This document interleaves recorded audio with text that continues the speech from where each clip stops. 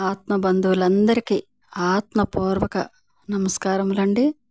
ముందుగా బ్రహ్మర్షి పత్రి సార్కి, అమ్మ స్వర్ణమాల పత్రి అమ్మకి కూడా నా అనంత కోటి కోటి కృతజ్ఞతలు. వారి దివ్య ఆశీస్సులతో మనము అందమైన జీవితము అందుబాటులోనే ఉంది అన్న బుక్ని మనం రీడింగ్ చేసుకుంటున్నాము. ఈరోజు 4వ రోజు. మరి ఒక 5 నిమిషాలు ధ్యానం చేద్దాం మాస్టర్స్. హాయిగా స్థిర సుఖాసనంలో కూర్చుందాము. వేలల్లో వేలు పెట్టుకుందాము. కళ్ళు 2 మూసుకుందాము. లోపలికి తీసుకునే గాలిని, బయటకు వదిలే గాలిని గమనిద్దాము. మరి మాస్టర్స్ అందరి యొక్క చైతన్యంతో కనెక్ట్ అవుదాము. ఓసో మాస్టర్ యొక్క చైతన్యంతో, గురువులందరి చైతన్యంతో కనెక్ట్ అవుతూ ఒక 5 నిమిషాలు కళ్ళు మూసుకొని కూర్చుందాం. మనల్ని మనం గమనించుకుందాము. మన అంతరంగంలోనికి మనం ప్రయాణం చేద్దాము.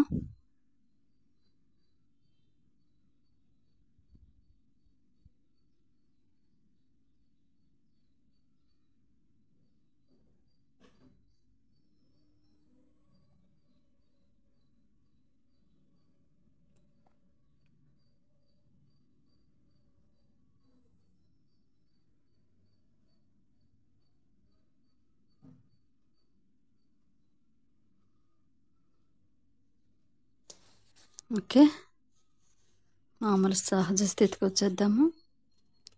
మనము నిండైన జీవకళతో ఉట్టిపడుతూ ఉండేదలా అన్న పాయింట్ గురించి నిన్న కొద్దిగా చదువుకున్నాము. ఈరోజు ఉన్న భాగం చదువుకుందాము. అంటే మనము ఆ నిండైన జీవకళతో ఉట్టిపడుతూ ఉండేదలా అని మనము మీరు నన్ను అడుగుతున్నారు. దానికి ఏం చెప్తున్నారంటే ధ్యానం ప్రారంభించండి. అప్పుడే మీరు మూల కేంద్రాన్ని చేరుకొని అక్కడ ఉన్న అనంతమైన సంపదలను తెలుసుకుంటారు. అలా అడుగుతూ ఉంటే ఏం చెప్తున్నారంటే ధ్యానం చేయండి, అప్పుడే మీరు అసలైన మీ మూల స్థానాన్ని చేరుకోగలుగుతారు. అదొక అద్భుతమైన అనుభవము అని ఇక్కడ చెప్తున్నారనమాట. మరి ధ్యానము అగ్ని లాంటిది. అది గతము ద్వారా మీకు వారసత్వంగా సంక్రమించిన చెత్తనంతటినీ దహించి వేస్తుంది. ధ్యానము ధ్యానాగ్ని దగ్ధ కర్మాణం. మరి అందుకే కదా సార్ చెప్పారు, ఆ అగ్ని అంటే మన గతమంతా కూడా ఏదైతే మనము బాధలతో, దుఃఖాలతో, సరికాని వాటితో ఉన్నామో అవంతా కూడా దహించి వేస్తుందట. అప్పుడు మీరు ఎలాంటి కళనైనా ప్రత్యేకంగా నేర్చుకోవలసిన అవసరం ఉండదు. ఎందుకంటే అవన్నీ మీ ఉనికిలో వాటంతట అవే ఉద్భవిస్తాయి. మీ ఉచ్ఛ్వాస నిశ్వాసలు పరమానందభరితమై ఉంటాయి. మీ ప్రతి హృదయ స్పందన విశ్వ చైతన్య హృదయ స్పందనగా మారుతుంది. ఎందుకంటే మీరు ఈ విశ్వంలో ఒక భాగము కాబట్టి. ఈ వాస్తవాన్ని తెలుసుకున్న వెంటనే మీరు ఏ మతాలకు, మతాచార్యులకు ఏమాత్రము భయపడకుండా, జీవ వ్యతిరేక భావజాలాలకు ఏమాత్రము అందకుండా, జీవితాన్ని ఏమాత్రము త్యజించకుండా, దాని నుంచి ఏమాత్రము తప్పించుకోకుండా మీరు మీ జీవితాన్ని సంపూర్ణంగా ఆస్వాదించడం ప్రారంభిస్తారు. మనం ఇప్పటి వరకు అసలు యూనివర్స్ అంటే ఏంటో తెలియదు, ఏమీ మనకు అస్సలు తెలియదు. కాకపోతే మనం యూనివర్స్, ఆ విశ్వము మీరు ఒక్కటే అన్న సత్యాన్ని మనం తెలుసుకోగలిగాము ఈ ధ్యానంలోకి వచ్చిన తరువాత. అప్పుడే మీరు ఎటువంటి జీవితాన్ని ఏమాత్రం కూడా త్యజించకుండా, ఏమాత్రం తప్పించుకోకుండా సంపూర్ణమైన జీవితాన్ని మీరు ఆస్వాదించగలుగుతారు. మీరు చిక్కుకున్న అన్ని విషయాలు, నిబంధనల నుంచి బయటపడినట్లయితే మీకు పునర్జన్మ వచ్చినట్లే. అంటే ఏవైతే మనం యూనివర్స్తో కనెక్ట్ అయ్యి ధ్యానము చేస్తామో ఎటువంటి సమస్యల నుండి, అన్ని సమస్యల నుండి బయటపడి మనం కొత్తగా జన్మ తీసుకున్నట్టే, అప్పుడే పుట్టినట్టే అని చెప్తారు. ఎప్పుడైతే ధ్యానం ప్రారంభిస్తామో మనం అప్పుడే జన్మ తీసుకున్నట్టు. మరి ధ్యానము అగ్ని లాంటిది. మరి ధ్యానము ద్వారా ఆ కళలన్నీ మీ ఉనికిలో వాటంతటవే ఉద్భవిస్తాయి. అది అలా జరిగేందుకు వీలు కాని అనేక అడ్డంకులు ఇప్పుడు మీకున్నాయి. ఎందుకంటే చాలా కాలంగా తప్పుడు బోధనలు, విష ప్రయోగము మీపై జరిగినందువల్ల పరమానందభరితంగా సాగవలసిన మీ జీవితము ఊయల నుంచి శ్మశానం వరకు చాలా విషాదకరంగా సాగుతుంది. ఈ వాస్తవాన్ని తెలుసుకోలేక అందరూ అలాగే బ్రతుకుతున్నారు. మరి మరి ఎప్పుడో మనమే కాదు, మన తాతలు, మన అంతకు పూర్వం ఉన్నవాళ్ళు కూడా, మన తరతరాల వాళ్ళు కూడా అలా మూఢనమ్మకాలు పెట్టి ఉంచారు. అందులోనే మీరందరూ కూడా బ్రతుకుతున్నారు. అది ఆత్మహత్యతో సమానమట. ఎందుకంటే బ్రతికే బాధాకరమైనప్పుడు మరణం తర్వాత మెరుగైనదిగా ఉంటుందని వారు ఎలా భావించగలరు? కాబట్టి ఆ మతాలన్నీ మీపై తప్పుడు బోధనలను విష ప్రయోగము చేసినందువల్లనే మీ పరమానందంగా సాగవలసిన మీ జీవితము మూయల నుంచి శ్మశానం వరకు విషాదకరంగా సాగుతుంది. ఈ వాస్తవాన్ని తెలుసుకోలేక అందరూ కూడా అలాగే బ్రతుకుతున్నారు. చివరికి కనీసం ఆత్మహత్య కూడా చేసుకోలేరు. ఎందుకంటే బ్రతికే బాధాకరమైనప్పుడు మరణము మరింత మెరుగైనదిగా ఉంటుందని మనం అలా అంటే బ్రతకలేము, చావలేము అలాంటి స్థితిలో మిమ్మల్ని వాళ్ళందరూ కూడా ఆ బోధనలు అదొక విషప్రయోగంలా చేశారు. కాబట్టి జీవించే కలపే దృష్టి పెట్టే బదులు మీలో జీవం ఎక్కడి నుంచి ఉద్భవిస్తుంది, దాని మూలాలకు సారం ఎక్కడి నుంచి అందుతుంది అనే దానిపై దృష్టి పెట్టండి. జీవము నుండి ఆ జీవము మీలో జీవం ఎక్కడి నుంచి వస్తుంది, అది ఎలా ఉద్భవిస్తుంది, దాని మూలాలకు సారము ఎక్కడి నుంచి అందుతుంది, దానిపైనే దృష్టి పెట్టమని చెప్తున్నారు. మరి మీ జీవము మూలాలను అన్వేషిస్తూ మీ అంతర్గత లోతుల్లోకి వెళ్ళండి. అప్పుడు అకస్మాత్తుగా మీకు మార్మికులంటున్న జ్ఞానోదయపు దివ్యానుభూతి కలుగుతుంది. అదే ఎరుక, అదే జాగృతి. ఎరుకతో అంటే ఎప్పుడు కూడా అనుక్షణము మనము అలర్ట్గా ఉండాలి, వర్తమానంలో ఉండాలి. అలా ఎలా ఉండగలుగుతాము అంటే దీనికి మన అంతరంలోనికి ప్రయాణము, ఈ సాధన. మరి ఆ అనుభూతి దక్కిన వెంటనే మీరు పూర్తిగా మారిపోతారు. అప్పుడు మీకు ఎలాంటి మానసిక వైకల్యాలు, ఎలాంటి దాపరికాలు ఉండవు. అందువల్ల మీరు చేసే ప్రతి పనిలోనూ మీ సంపూర్ణత్వము స్పష్టంగా కనిపిస్తుంది. మీరు నాట్యము చేస్తుంటే మీరే నాట్యం అవుతారు, మీరు పాడుతుంటే మీరే పాట అవుతారు, మీరు ప్రేమిస్తుంటే మీరే ప్రేమ అవుతారు. అలా మీరు ఏది చేసినా మీరు అది అవుతారు. అప్పుడు ప్రతి క్షణము ఎంత నిండుగా ఉంటుందంటే ఆ నిండుదనము అలా విస్తరిస్తూనే ఉంటుంది. లేకపోతే అందరూ తమకున్న దానిలోనూ ఏదో ఒక విధముగా సంతృప్తి పడుతూ పేదలు, విధేయులు ఆశీర్వదించబడతారు అని భావిస్తూ తమను తాము ఓదార్చుకుంటూ ఉంటారు. నిజానికి ఎవరూ నిరుపేదలుగా, విధేయులుగా ఉండాలని కోరుకోరు. జీవితము ఎంత మీకు ఇస్తుందంటే తలచుకుంటే మీరు చక్రవర్తిలా ఉండగలరు. అది ఒక ప్రామాణికమైన సంపూర్ణ జీవన విధానము. అందుకు మీకు పెద్ద సామ్రాజ్యం ఉండవలసిన అవసరం లేదు. లేకపోతే చక్రవర్తులు కూడా బిచ్చగాళ్లే. వారు ఏమాత్రమూ జీవించట్లేదు. పైకి వారు చక్రవర్తుల్లా కనిపిస్తారు కానీ లోపల ఉన్నదంతా మీలాగే డొల్లా.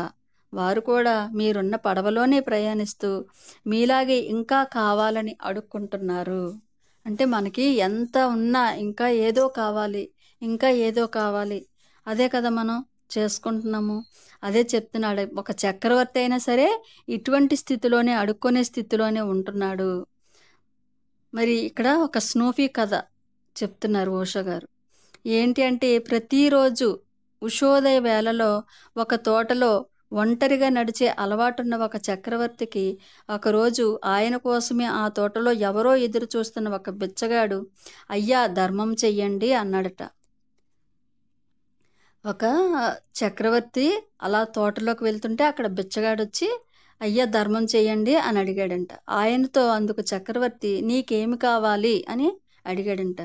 ఏముంది, ఈ బిచ్చగాడి ముష్టి చెప్పను నింపండి, బంగారము, వెండి, రత్నాలు, ఇలా ఇందులో మీరు ఏది వేసినా పర్వాలేదు, చివరకు మీరు ఇందులో మట్టి వేసినా పర్వాలేదు, ఇది నిండడమే నాకు కావాలి. కానీ దీనిని నింపగలరనే నమ్మకం ఉంటేనే ప్రయత్నించండి, లేకపోతే వద్దు, ఇది నా నిబంధన అన్నాడట బిచ్చగాడు. నీకేం కావాలని చెప్పి చక్రవర్తి అడిగితే, అందులో ఏదైనా వేయండి, ఒక వెండి వేయండి, ఒక బంగారం వేయండి, ఒక రత్నాలు వేయండి, ఏదైనా అది నిండిపోవాలి, లేదంటే ఒక మట్టి వేయండి, ఏదైనా సరే వేయండి పర్వాలేదు, కానీ ఒక నిబంధన, మొత్తం అదంతా నిండిపోవాలి, అది నా నిబంధన అని చెప్పాడట. వెంటనే ఆ చక్రవర్తి ఆవేశంతో, నీ ముష్టి చెప్పును నింపలేనంత అసమర్థుడనా నేను అంటూనే ఒక పెద్ద సంచి నిండా వజ్రాలు తెమ్మని ముఖ్యమంత్రికి కబురు పెట్టాడట. రాజు అంటే మరి కోపం వస్తుంది కదా, నేను ఆ చిన్న చిప్ప కూడా నేను నింపలేని వాడిని అని వెంటనే మంత్రికి కబురు పెట్టి ఒక వజ్రాలు తెమ్మని, సంచి నిండా వజ్రాలు తెమ్మని కబురు పెట్టాడట. వెంటనే ఆ బిచ్చగాడు, అవును నువ్వు కూడా ఈ బిచ్చగాడి ముష్టి చెప్పను నింపలేని బిచ్చగాడివే, అందుకే మీ ప్రయత్నాన్ని విరమించుకోమని మీకు మళ్ళీ చెప్తున్నాను అన్నాడు. మీరు కూడా ఈ ముష్టి చెప్పను నింపలేని బిచ్చగాళ్లే మీరు కూడాను, అందుకే మీ ప్రయత్నాలు మానుకోండి అని మీకు చెప్తున్నాను అని చెప్పాడట. వెంటనే ఆ చక్రవర్తి, వీడి ముష్టి చెప్పను మీరు తెచ్చిన వజ్రాలతో నింపండి అన్నాడు. అప్పుడే వచ్చిన వెంటనే ముఖ్యమంత్రి తాను తెచ్చిన వజ్రాలన్నీ ఆ ముష్టి చెప్పలో వేశాడు. అతను ఆ ముష్టి చెప్ప ఖాళీగానే ఉంది, ఎందుకంటే అందులో వేసిన వజ్రాలన్నీ మాయమైపోయాయి. దానితో అహం దెబ్బతిన్న ఆ చక్రవర్తి తన ముఖ్యమంత్రితో, ఎందరో రాజులను ఓడించిన నేను ఈ బిచ్చగాడి చేతిలో ఓడిపోవడమా, పైగా ఈ బిచ్చగాడు నన్ను కూడా బిచ్చగాడన్నాడు, ఎట్టి పరిస్థితుల్లోనూ ఈ బిచ్చగాడి చేతిలో నేను ఓడిపోకూడదు, వెంటనే మన ఖజానాలో ఉన్నదంతా తీసుకొచ్చి ఈ బిచ్చగాడి ముష్టి చెప్పును నింపండి అన్నాడట. అంటే అందులో వేసిన వెంటనే అవి మాయమైపోయాయంట. ఇంక రాజుకి ఎక్కడ లేని కోపం వచ్చి, మన ఖజానా అంతా తీసుకొచ్చి దీంట్లో వేయండి, ఇతను నన్ను కూడా బిచ్చగాడన్నాడు అని కోపం వచ్చింది, వీడి చేతిలో నేను ఓడిపోకూడదు, వెంటనే అవన్నీ తీసుకొచ్చి ఆ ఖజానాలో ఉన్నవన్నీ తీసుకొచ్చి దీంట్లో వేయండి అని చెప్పి అనగానే ఆ చక్రవర్తి ఆజ్ఞ ప్రకారం వాళ్ళందరూ కూడా ఆ రత్నాలు, వజ్రాలు, వైడ్యూరాలు చేసిన బంగారు, వెండి ఆభరణాలన్నీ తీసుకొచ్చి అందులో వేశారట. అయినా అవన్నీ కూడా అదృశ్యం అయిపోయాయంట. ఆ ముష్టి చెప్ప మళ్ళీ ఖాళీగానే ఉంది. అప్పుడు ఆ చక్రవర్తి బిచ్చగాడితో, నువ్వు అన్నది నిజమే, ఇప్పుడు నేను కూడా నీలాగే బిచ్చగాడిని, కానీ నువ్వు నన్ను మోసము చేశావు, నీ దగ్గర ఉన్నది ముష్టి చెప్ప కాదు, నువ్వు బిచ్చగాడివి కాదు, నువ్వొక మాంత్రికుడివి అన్నాడట. దానితో ఆ బిచ్చగాడు, నేను ముందు నుంచి నీ ప్రయత్నాన్ని విరమించుకోమని మిమ్మల్ని హెచ్చరిస్తూనే ఉన్నాను, అయినా మీరు అహంకారపూరితులే, మీరు నా మాట వినలేదు, నిజానికి నేను కనీసం ముష్టి చెప్పును కూడా కొనుక్కోలేని బిచ్చగాడినే, అందుకే శ్మశానంలో దొరికిన మనిషి కపాలాన్ని చక్కగా శుభ్రము చేసి ఆ ముష్టి చెప్పలా తయారు చేసుకున్నాను, అంతేగాని నేను మాంత్రికుడిని కాదు, మనిషికి ఎంత ఇచ్చినా తృప్తి పడదు కదా, అందుకే నా ముష్టి చెప్పలో ఎంత వేసినా దానికి చాలటం లేదు, అందరి కపాలాలు అలాగే పనిచేస్తాయి, ఎక్కువగా ఆశిస్తే మీ దగ్గర ఉన్నది కూడా పోతుంది అన్నాడట చక్రవర్తితో. ఎంత బాగా చెప్పారు చూడండి కదా, అద్భుతం అనమాట. అంటే మనిషి ఎంత ఎంత ఉన్నా ఇంకా కావాలి, ఇంకా కావాలి, ఇంకా కావాలి అంటే మనిషి తాలూకా ఆ కపాలాన్ని ఒక చెప్ప కింద తయారు చేసుకొని దాన్ని ఆ విధంగా వాడుతున్నాడు. మనిషి యొక్క ఆలోచన విధానము ఈ విధంగా ఉంటుంది. నేను ముందు నుంచి మీకు చెప్తూనే ఉన్నాను, మీ ప్రయత్నం విరమించుకోండి, మరి నా మాట మీరు వెళ్ళలేదు అని చెప్పాడట ముష్టివాడు. మరి ఇంకా ఎక్కువగా మీరు ఆశిస్తే గనక ఉన్నది కూడా పోతుంది అని చెప్పాడట ఆ ముష్టివాడు చక్రవర్తితో. ధ్యానము చేసేవాడు ఎప్పుడూ ఎక్కువగా ఏది ఆశించకుండా తనకున్న దానితో తృప్తి పడుతూ వర్తమానములో ఉన్న ప్రతి క్షణాన్ని పూర్తిగా ఆస్వాదిస్తూ ఆనందిస్తూ ఉంటాడే కానీ జరిగిపోయిన గతము గురించి ఇంకా రాని భవిష్యత్తు గురించి ఎప్పుడూ కూడా ఏమాత్రమూ పట్టించుకోడు.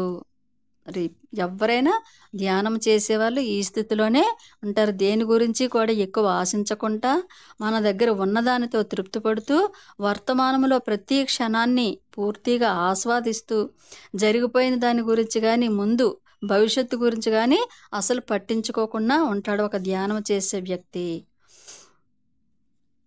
మరి ఆనందిస్తూ ఉంటాడే కానీ జరిగిపోయిన గతం గురించి ఇంకా రాని భవిష్యత్తు గురించి అసలు పట్టించుకోడు. అందువల్ల సహజముగానే అతడి జీవితము బిచ్చగాడి జీవితంలో ఉండదు. లేకపోతే ఏదో విధంగా మిమ్మల్ని సంతృప్తి పరచాల్సి వస్తుంది.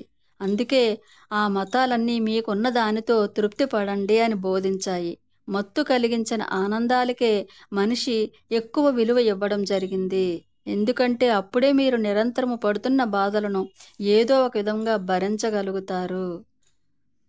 అందువల్లే మీరు దేనొక దాంతో మా మతాలన్నీ అలా బోధించటం వల్ల మీకున్న దానితో తృప్తి పడండి అని బోధించే మతాలన్నీ అదొక మత్తు పదార్థంలాగా. కాబట్టి మీరు ఆ బాధలను ఏదో విధంగా భరించగలుగుతున్నారు.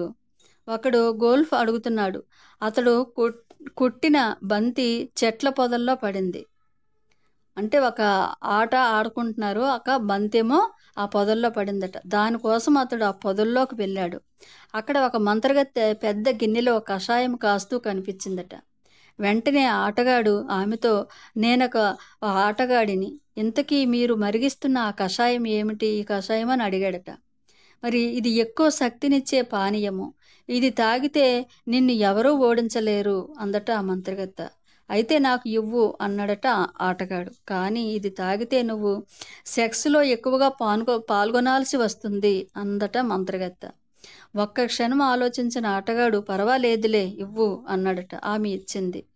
అది తాగిన తరువాత అతడు ప్రపంచ ఉత్తమ ఆటగాడిగా పేరు తెచ్చుకున్నాడు. 1 సంవత్సరం తర్వాత అతను మళ్ళీ ఆట ఆడేందుకు అదే ప్రదేశానికి వచ్చిన ఆ గల్ఫ్ ఆటగాడికి ఆ మంత్రగత్తె గుర్తొచ్చిందట. మళ్ళీ ఆవిడ గుర్తొచ్చిందనమాట అతనికి. నేను నీకు గుర్తున్నానా అని ఆవిడ దగ్గరికెళ్ళి అడిగాడట. గుర్తున్నావు, ఇంతకీ నీ ఆట ఎలా ఉంది? ఆమె, నువ్వన్నట్లు ఎప్పుడు విజయం నన్నే వరించింది. నేను ప్రపంచ ఉత్తమ గొల్ఫ్ ఆటగాడిని అని అడిగాడట.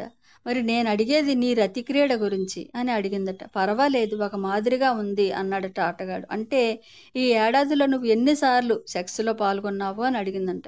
3-4 సార్లు అనుకుంటా అన్నాడంట అతను. అంతేనా అంది మంత్రగత్తె. ఏం చేయను, ఒక కేథలిక్ మతాచార్యుడికి అంతకన్నా అవకాశం ఉండదు అని అన్నాడంట. నిజంగా మీరు జీవితాన్ని సంపూర్ణముగా అనుభవించాలనుకుంటే ఒక కేథలిక్ మతాచార్యుడినో, మరణించిన వారు శాసిస్తున్న వ్యవస్థీకృత మతాల భాగంగానో ఎప్పుడూ ఉండకండి.